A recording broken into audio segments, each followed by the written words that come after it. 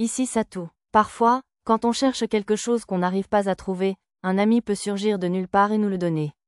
Les relations personnelles sont vraiment importantes. Bienvenue, maître. Monsieur. Bonjour. À mon retour au manoir, Mia et Arisa étaient là pour m'accueillir. Tama et Pochi aidaient au chant, Lisa et Nana faisaient leur jogging matinal autour de Labyrinth City, Lulu était dans la cuisine avec mademoiselle Miteruna et les servantes, et Karina et compagnie dormaient encore. Allons, allons, Mia. Maître enquêtait sur la couche inférieure du parfum. Arisa commença à me défendre, mais lorsque Mia l'interrompit, elles se mirent toutes deux à renifler ma robe. Je sens différentes odeurs. Attends, ses yeux s'écarquillèrent et elle enfouit à nouveau son visage dans ma robe. Assez. Tandis qu'Arisa fouillait dans ma robe, Mia lui donna une tape sur la tête. Pardon, pardon. Alors, maître, qu'est-ce qui se passe? Tu ne nous dirais pas que tu vas dans le labyrinthe pour ensuite tricher, hein? Je jure sur ma bonne humeur avec mademoiselle Aaz que je n'ai rien fait de tel. MRRR. Mia commença à sourire, mais comprit quelque chose à ce que je venais de dire et gonfla les joues. Les enfants étaient tellement déroutants. Alors, tu as rencontré une femme dans le labyrinthe ou quoi? C'est une longue histoire, alors je te la raconterai après le petit déjeuner. Pour l'instant, disons que les réincarnations du labyrinthe de la strate inférieure étaient plus ou moins amicales.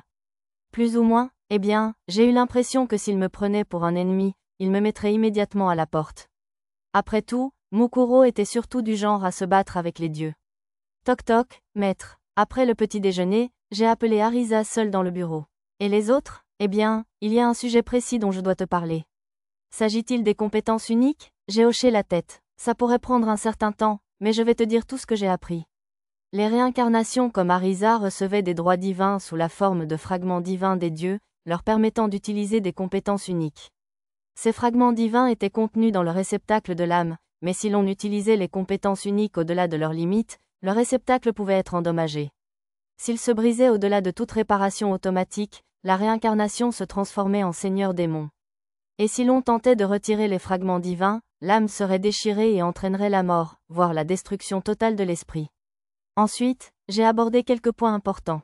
Premièrement, il n'y avait généralement aucun danger tant que l'on respectait les limites des compétences uniques, dont le nombre d'utilisations était limité.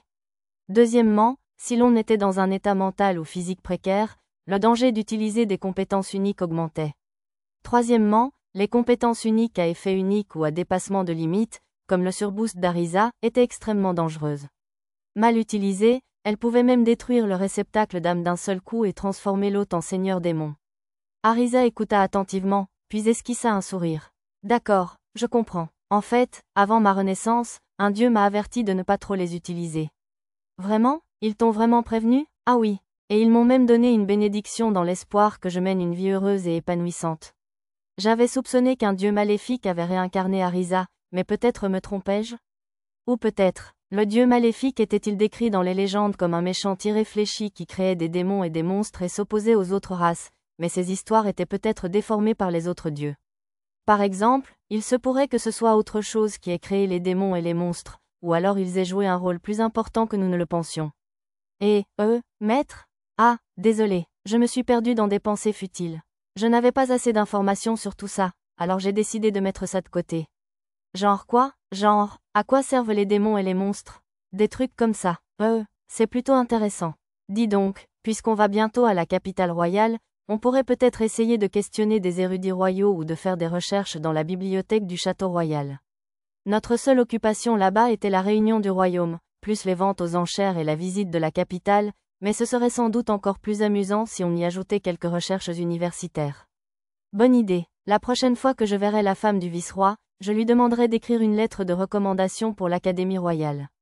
Quant à la bibliothèque du château royal, je pourrais soit m'adresser au roi lors de ma prochaine visite en tant que Nanashi le héros, soit demander au cadre supérieur d'Eshigoya de soumettre une demande officielle en tant que Kuro, ou quelque chose comme ça. Oh, c'est un peu hors sujet, mais j'ai sorti quelque chose de ma boîte à objets et l'ai donné à Arisa. Quelle jolie broche. C'est un cadeau des autres réincarnations appelé une guirlande de coquillages d'âme. Ils ont dit que ça protégerait ton réceptacle d'âme. J'ai expliqué à Arisa le fonctionnement et les fonctions de surveillance de la guirlande de coquillages d'âme et je lui ai donné un élixir de haute qualité que j'avais déjà produit au village de Bolénan. Garde ça dans ta boîte à objets, s'il te plaît. Tu es sûr? Je croyais que tu avais dit que tu n'en avais fait qu'un seul? Oui, ça va. Un des ingrédients à moitié préparé prend beaucoup de temps à obtenir, donc je ne peux pas en faire d'autres tout de suite, mais je devrais pouvoir les produire en masse d'ici 3 mois environ. D'accord, si tu insistes. Merci, maître. Arisa m'a déposé un léger baiser sur la joue. Devenant rouge vif, elle m'a murmuré de le lui mettre et me l'a tendu. Je l'ai fixé sur sa poitrine. Ça a l'air génial? Super, ai-je confirmé. Je vais montrer aux autres. Elle s'est précipitée hors de la pièce. Comme elle avait laissé la porte grande ouverte, je l'entendais se vanter auprès de tout le monde dans le salon. Je suppose que je vais faire d'autres broches ce soir, hein? Jeune maître, vous avez une invitée. Peu après le départ d'Arisa pour montrer à tout le monde la guirlande de coquillages d'âme, la servante en chef, mademoiselle Miteruna, est entrée dans mon bureau. D'après mon radar, l'invitée semblait être Zena. Elle se faisait appeler Dame Marientei. La connaissez-vous? Oui, c'est une amie très chère. Elle doit avoir une affaire urgente. N'étant pas sur la liste des visiteurs attendus, mademoiselle Miteruna parut dubitative.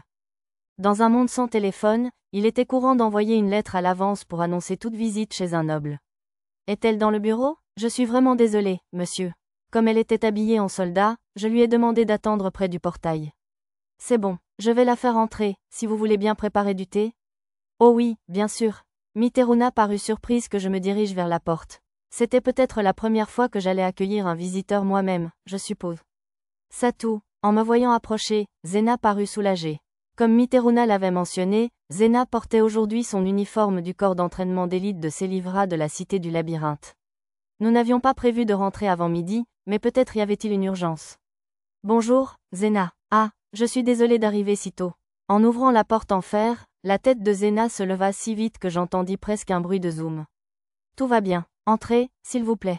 Même après avoir dit ça, elle n'a pas fait un geste pour entrer. Pour une raison inconnue, elle avait l'air nerveuse. Est-ce ça tout? Zena m'a regardé sérieusement. Entre ses yeux humides et ses joues légèrement rouges, elle me faisait presque penser à une lycéenne sur le point d'avouer son béguin. L'atmosphère étrangement douce amère m'a un peu gênée. J'ai quelque chose à te dire, Satou.